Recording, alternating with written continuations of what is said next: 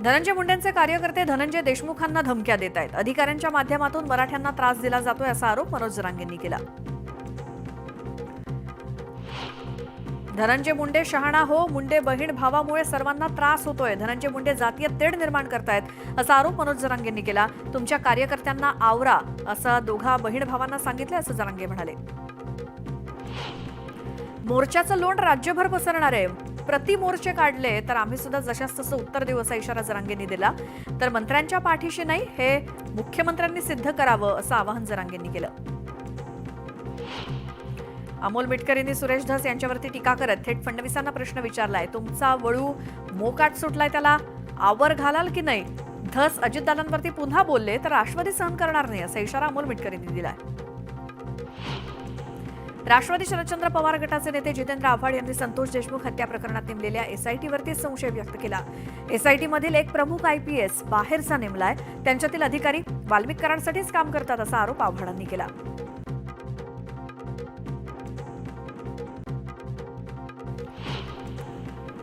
सरपंच संतोष देशमुख यांच्या हत्येनंतर आक्रमक पवित्रा घेतलेल्या सामाजिक कार्यकर्ते अंजली दमानिया यांनी गंभीर आरोप केलेत.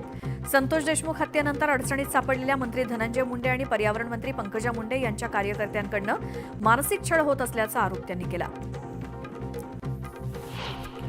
केंद्रीय राज्यमंत्री रामदास आठवलेंनी धनंजय मुंडेंची पाठराखण केली. धनंजय मुंडेंच्या राजीनाम्याची मागणी राजकीय आहे. संतोष देशमुख हत्या प्रकरणात मुंडेंचा काही संबंध असल्याचं वाटत नाही असं आठवले म्हणाले. सरपंच संतोष देशमुख हत्या प्रकरणातील मुख्य आरोपी सुदर्शन घुले आणि सुधीर सांगळे हे हत्येच्या घटनेनंतर गुजरातला गेले होते अशी धक्कादायक माहिती तपासात समोर आली आहे. पैसे संपल्यामुळे दोघे पुण्यात आले आणि एका व्यक्तीला भेटून पैसे घेण्यापूर्वीच ठाणे गुन्हे शाखेनं त्यांना बेड्या ठोकल्या.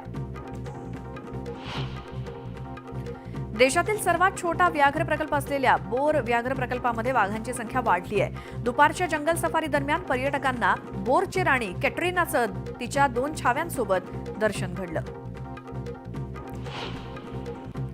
भुसावळमध्ये भाजपच्या सदस्य अभियान नोंदणीला सुरुवात झाली. आगामी स्थानिक स्वराज्य संस्थांच्या निवडणुकांच्या पार्श्वभूमीवर जास्तीत जास्त सदस्य नोंदणी करण्याचं पक्षाचं लक्ष्य आहे. नंदुरबारच्या अक्कलकुवा तालुक्यातील मौजे मोकसमध्ये गुजरातला विक्रीसाठी नेले जाणारे रेशनिंगचं धान्य गावकऱ्यांनी पकडलं. दरम्यान गावकऱ्यांच्या तक्रारीनंतर महसूल विभागाच्या अधिकाऱ्यांनी 22.5 क्विंटल धान्य ताब्यात घेतलं.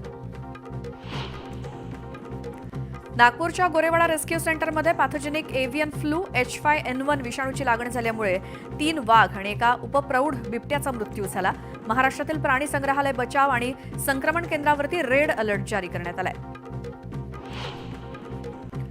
गोरेवाडा रेस्क्यू सेंटरमध्ये 12 वाघ आणि 24 बिबट्यांना ठेवण्यात आलंय. दरम्यान त्यांना H5N1 विषाणूची लागण झाली नसल्याची माहिती गोरेवाडा प्रकल्पाचे विभागीय अधिकारी सात्विक भागवत यांनी दिली. संपूर्ण रेस्क्यू सेंटरचं रोज निर्जंतुकीकरण केलं जात असून प्राण्यांमध्ये सोशल डिस्टन्सिंग पाळलं जात असल्याची माहिती त्यांनी दिली. मुंबई गोवा महामार्गावरील वीर गावाच्या हद्दीत झालेल्या अपघातात 5 जणांचा मृत्यू झाला होता. दरम्यान मृतांच्या नातेवाईकांना 5 लाख रुपये मदत दिली जाणार असल्याची माहिती मंत्री भरत गोगावलेंनी दिली.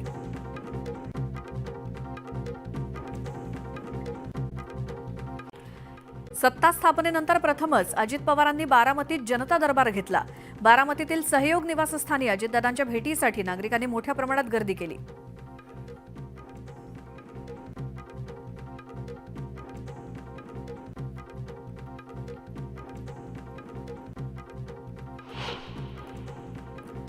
शिर्डीतील साईबाबा संस्थाननं मोफत जेवण बंद करावं आणि हे पैसे मुलांच्या भवितव्यासाठी आणि शिक्षणासाठी खर्च करावेत अशी मागणी माजी खासदार सुजय विखे पाटलांनी केली. यासाठी आंदोलन करण्याची वेळ आली तरी मागे हटणार नाही असा इशारा सुजय विखेंनी दिला.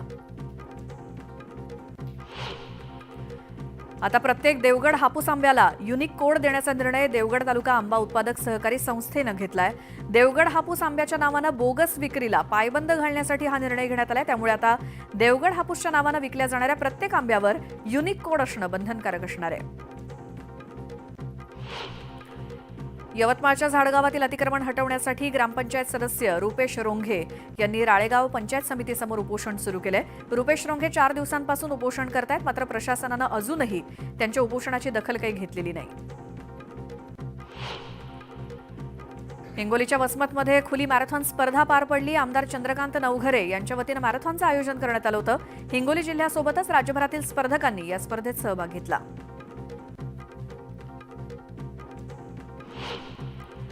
पारोळ्याच्या भुईकोट किल्ल्यावर आज शिवछत्रपती संस्थेच्या वतीनं स्वच्छता मोहीम राबवण्यात आली. राज्यभरातून आलेल्या स्वयंसेवकांनी या मोहिमेत सहभाग घेतला.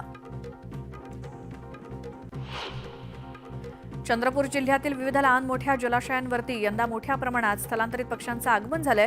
त्यामुळे पक्षीप्रेमींमध्ये मोठा उत्साह बघायला मिळतोय.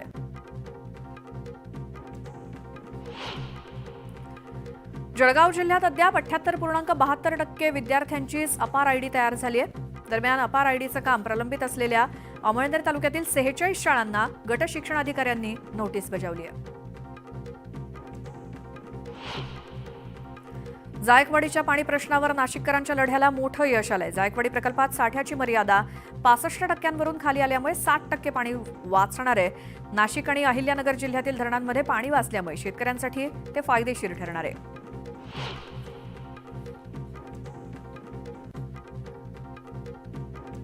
आठ वर्षांपासून नाशिकमधील श्री सुंदरनारायण मंदिराच्या जीर्णोद्धाराचं काम रखडलेलंच आहे.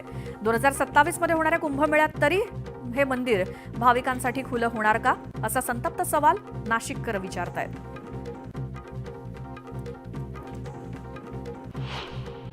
मोहीम सुरू झाली आणि सकाळपासून 25,000 सदस्य आम्ही नोंदवलेले आहेत. आज सायंकाळपर्यंत 1,00,000 सदस्य आम्ही पूर्ण करू असं टार्गेट ठेवलेलं आहे. आणि राज्यामध्ये आमचे अध्यक्ष चंद्रशेखर बावनकुळेजी यांनी 1.5 कोटीचं लक्ष्य ठेवलेलं आहे. सगळ्या बूथमध्ये महाराष्ट्रातल्या 1,00,000 बूथमध्ये आज आम्ही सदस्यता मोहिमेची सुरुवात केलेली आहे. मला विश्वास आहे की हा जो 1.5 कोटीचा आकडा आम्ही ठरवलेला आहे तो आम्ही निश्चित पूर्ण करू. सर, हिंदी में देश में भारतीय जनता पार्टी ने अपनी सदस्यता मुहिम शुरू की थी. चूंकि महाराष्ट्र में चुनाव था तो महाराष्ट्र को एग्जम्पशन मिला था. आज से हमारी सदस्यता मुहिम शुरू हुई है. आज एक साथ हमने 1,00,000 बूथों में सदस्यता मुहिम शुरू की है. मैं स्वयं नागपुर में सदस्यता मुहिम के लिए आया हूँ. 25 लोगों को मैंने अभी, जो नागपुर शहर के बहुत ही गणमान्य नागरिक हैं, उनको मैंने अभी सदस्य बनाया है. सुबह से नागपुर शहर के जो हमारे बूथ हैं उन सभी शहरों के 2200 बूथों में हमने काम चालू किया है. करीब 25,000 लोगों को पहले 2 घंटे में हम लोगों ने सदस्य बनाया है. आज 1,00,000 लोगों को सदस्य बनाना, ऐसा हम लोगों ने तय किया है. और पूरे नागपुर शहर में 7,00,000 सदस्य हम लोग बनाएंगे. साथ साथ पूरे महाराष्ट्र में 1.5 करोड़ सदस्य बनाने का हमारा लक्ष्य है. मराठी भाषेला अभिजात दर्जा देण्यात आला, मात्र त्या संदर्भात जी.आर. निघाला नसल्यामुळे साहित्यिकांनी देखील प्रश्न उपस्थित. मला असं वाटतं की अनेक वेळा अनेक लोक या संदर्भातली योग्य माहिती न घेता त्याच्यावर बोलत असतात. सगळ्या प्रकारच्या प्रक्रिया असतात, त्या प्रक्रिया आपण पूर्ण केलेल्या आहेत. आणि अभिजात भाषेचा दर्जा हा केंद्र सरकारने आपल्याला दिलेला आहे. देवेंद्रजी, आज मोर्चे येतात. पुण्यातून मोर्चा निघाला बीड प्रकरणावरून आणि अंजली दमानी यांनी आरोप केला की मुंडे समर्थक मला छळ करत आहे, मला धमक्या देतात. बघा, पहिली गोष्ट तर अशी आहे की मोर्चे काढण्याचा सगळ्यांना अधिकार आहे. पण बीडच्या प्रकरणामध्ये सरकार आणि पोलीस पूर्ण शक्तीने त्या ठिकाणी कारवाई करत आहेत. निर्धाराने कारवाई होते. या प्रकरणामध्ये काहीही झालं तरी कोणालाही वाचवण्याचा कोणी प्रयत्न केला तरी आम्ही वाचवू देणार नाही. कोणालाही वाचवलं जाणार नाही. जे दोषी आहेत आणि या प्रकरणाच्या अनुषंगाने जे लोक दादागिरी करतात, जे लोक हप्ते वसुली करतात, अशा सगळ्यांवर जरब बसवायचं आम्ही ठरवलेलं आहे. त्यामुळे या संदर्भातली योग्य कारवाई चालली आहे. आणि श्रीमती अंजली दमानिया यांची काही तक्रार असेल त्यांनी पोलिसला द्यावी. पोलीस त्याच्यावर निश्चित कारवाई करतील. गोरेवाडाला 3 वाघ आणि 1 लेपर्ड हे बर्ड फ्लूमुळे गेलेले आहे. त्याचा अहवाल आणि केंद्रीय स्तरावर पण झाला आहे. त्याचे परिणाम पुढे येऊ शकतात. निश्चितपणे बर्ड फ्लूने गेले असं प्राथमिकरित्या त्या ठिकाणी लक्षात येत आहे. त्यामुळे बर्ड फ्लू प्रिव्हेंट करण्याकरता, तो थांबवण्याकरता ज्या काही उपाययोजना त्या करण्यात येतील. सर, गुजरात कनेक्शन पण आरोपींचं समोर येत आहे आणि धनंजय मुंडेंनी आपण काही मुद्दे मांडलेले आहेत.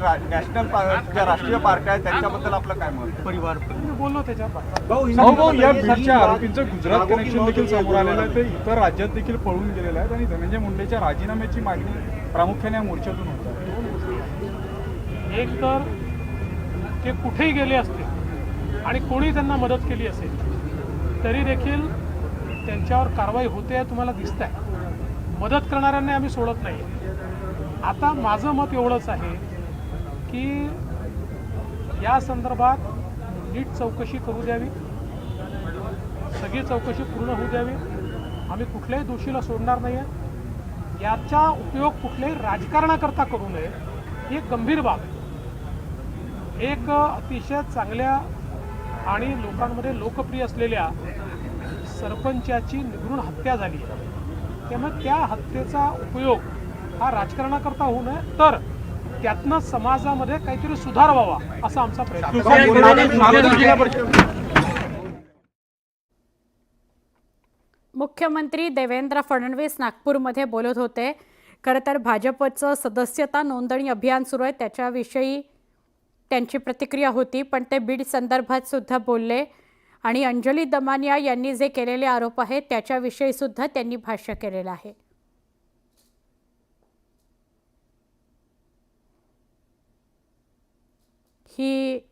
ही प्रतिक्रिया नागपुरातून आलेली आहे.